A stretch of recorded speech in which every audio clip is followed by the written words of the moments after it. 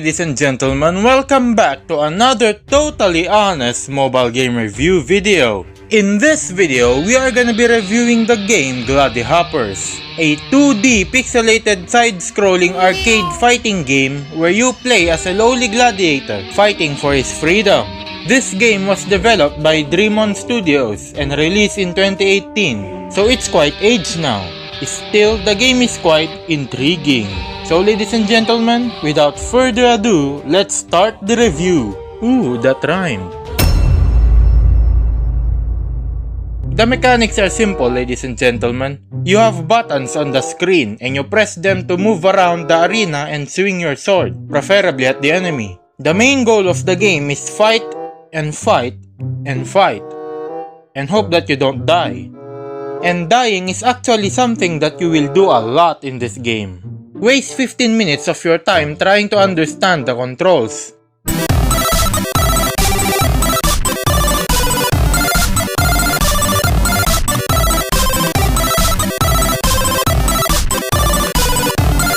And when you think you've understood everything, then die a miserable death. After dying over and over again, you resort to button mashing, of course, just like what we all do to arcade machines. Realize that button mashing works and proceed to mash your way through the arena. After a few more minutes, realize that button mashing doesn't work and now you're back to the beginning. Amazing! There are two main game modes, the generic career mode where you fight for your freedom, and the Spartacus War mode that is 100% totally not ripping off the Mounted Blade series. But more on that later. In career mode, you start off by choosing your gladiator to control. Each gladiator will have different stats and different sets of weapons. There's a sword, a mace, an axe, and a spear, all with shields. Then you have the chads with 200 weapons. There's a man that goes, a man that goes, and a man that goes swish swash swang swing swang swung. After choosing your desired gladiator, you are immediately thrown in the arena to fight for your life. After each victory, you are rewarded with gold and fame points, which you can later spend on upgrades. The career mode's progression is tied to fame points. The game ends once you reach 15,000 overall points. One run, one life. You lose, you die, and you are thrown back at the start of the game. Simple. Losing is not all that bad though. You still get to keep all the gold you've won in your previous careers, which is nice. Now for the Spartacus War mode. Literally Mountain Blade. Play as one of the 4 factions and work your way to conquering the entire map of Florida. New mechanics, same gameplay, different goals. Hire troops, lose troops, conquer towns, lose towns. All in a repetitive loop, all in a repetitive loop, all in a repetitive loop, all in a In addition to career mode, you have 4 guys that gives you various benefits that will help you in your career. These 4 guys can be upgraded with gold. However, I can't show you that because I simply cannot be bothered to reset my entire game. So, deal with it. You have the trainer, a balding man that looks like a certified child molester. He increases the number of health potions in the form of wine that you can have while fighting, and increases the number of starting skill points which you can distribute before each and every fight. Next, you have the surgeon, a one-eyed psychopath who increases the amount of health you heal each fight, and increases the chances of reviving you if you happen to lose one. Yes, this one-eyed psychopath will perform surgical operations on your character each time you lose a fight, in a poor excuse of an attempt to revive you. Oh no, his knife slipped. This means that our character is now dead, and we're now back at the start of the game. There you go, ladies and gentlemen. 10 minutes of my life wasted because of a knife slip. 10 out of 10 would waste my time again. You have the priest, a middle-aged domestic abuser that baptizes our character by giving us the ability to change our character's name. The priest also works as a part-time plastic surgeon by giving us the ability to physically and genetically modify and customize our character's physical and racial appearance. The priest is definitely the worst guy you have in your team. I advise that you never pay attention to him no matter what. Lastly, you have the spy, an edgy emo teenager who conducts spy stuff to your enemies. Before the start of every fight, you can command your spy to do various things to your enemies, such as sexual harassment, verbal insults, spread propaganda, or simply stealing your enemy's gear. Gladihoppers, a game where you can physically modify your enemy's appearance into a porcupine. Just look at this guy, and this guy, and this guy. Gladihoppers, an arcade fighting game where you play for a few days and then immediately uninstall it once you're done with it. Gladihoppers, Gladihoppers, Gladi. The game is free to play, there are none.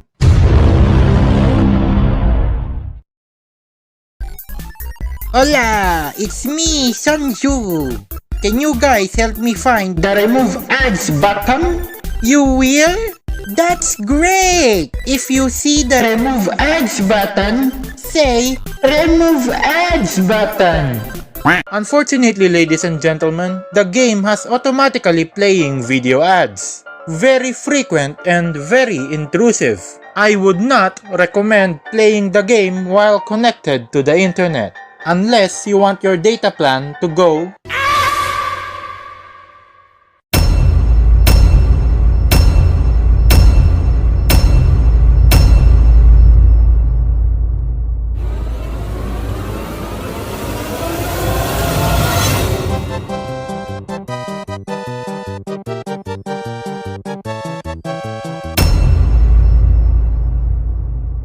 As always, ladies and gentlemen, here is a 3-minute, no commentary and unedited gameplay. You judge on your own whether it's worth playing it or not.